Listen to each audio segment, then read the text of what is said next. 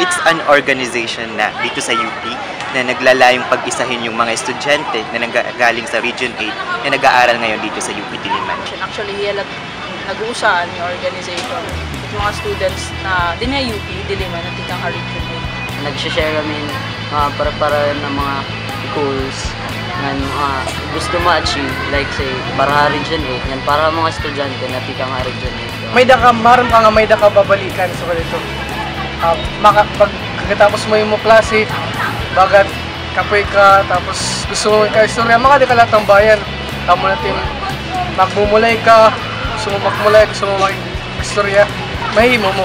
Kasi ang organization which makes us proud of our region. Ada nga din nag-come together is mga students with UP Diliman, my heart para her region. Ang unique kay direlaya ito na sa nga org na may dala activities o ito para lang magka-aday active, para lang maging matawag na sa nga org. Pakaritay, yun yung flagship na activity ng UP Sidlangan. Actually, yun ang major activity namin dun sa Region 8 at dun rin kilala ang UP Sidlangan. It's a quiz show, extemporaneous speaking contest, and essay writing attended by high school at elementary sa different schools sa Region 8. Outreach program. Nag-collect kami mga used clothes and toys for kids. Tapos nakato kami Haningap Center. Tapos nag-Christmas party kami nga to para kids. So, magulo. Saka masaya siya kasi hindi ka nagiging anti-social.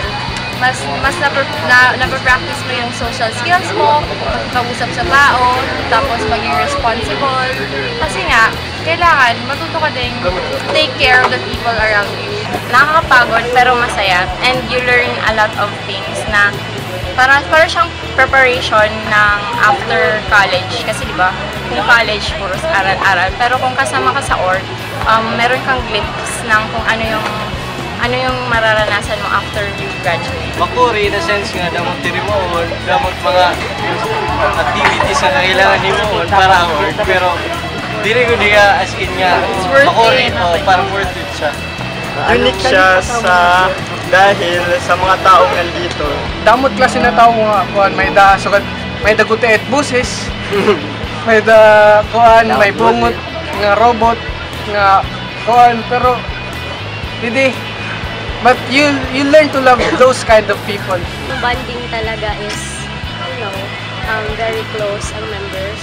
Maganda mo common na iyo interest, adto mo mga ka-wavelength kumbaga.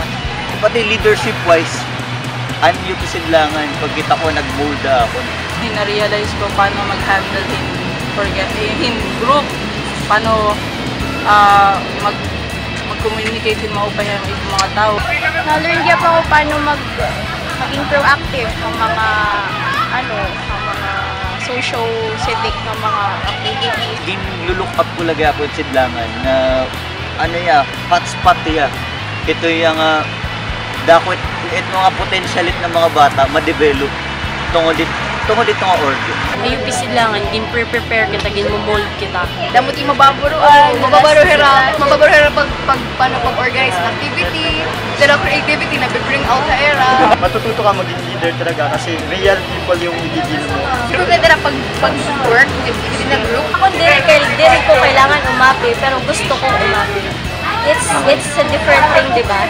Kasi kung kailangan, obligation. Pero kung gusto mo, it's a thing that you really enjoy. Tayo rin lang naman magkakaintindihan, di ba? Kultura natin, so it's better to start with us. Dakot mawawara mo kung di ka mag-apply.